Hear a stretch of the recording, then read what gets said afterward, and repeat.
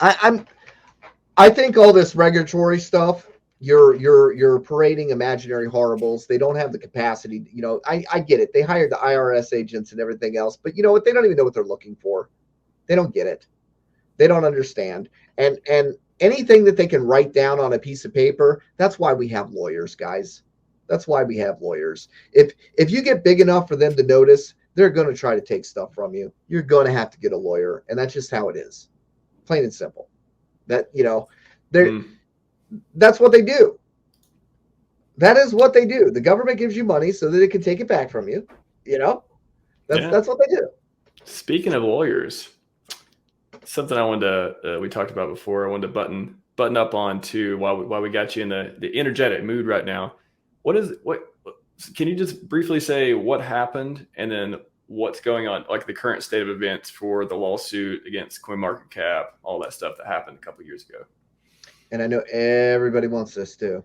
So here's the deal, guys. Look, I filed a cease and desist. I paid $3,000 for Naval Law Group to write a cease and desist letter, right?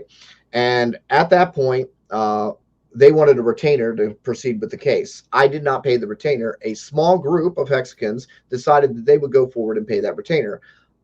I agreed that I would pay that $3,000 up front if they planned on taking the case based on a percentage, right? And they said, oh yeah, sure. And then they wanted a retainer, and it was during PulseChain sacrifice. So I said, no, I'm not shelling out any money. You guys want to win this, you do this case, right? And so anyway, that continued on through the secondary group of Hexicans that did put up the money for the retainer. And since then, the case has been passed from law office to law office. And I am not the guy that is making the choices on which attorney is handling it. And it just seems like to me that they're passing it from law office to law office.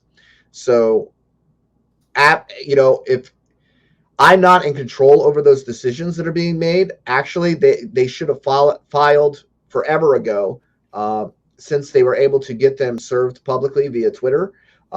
They should have filed an injunction to get their website shut down. That's what they should have done. But I don't see them taking any action like that. And I'm not in direct communication with those guys. The purpose of doing what I did was to bring awareness to the crypto space of the arbitrary vanity metric that was market cap. Effectively, we have done that. Influencers are questioning the validity of market cap in general on their own shows. People are not trusting these metric sites anymore. And I think that was a good $3,000 spent. As far as whether or not the continuation of this case is going, I'm not checking on it, and I'm not putting any more money into this because I think that we have basically proven that it's not legit, right? Yeah. Do you think it's mission accomplished as far as just being able to describe what the problem was, how we were being treated unfairly, and just get, kind of show people you can take action on these sort of issues? Yeah,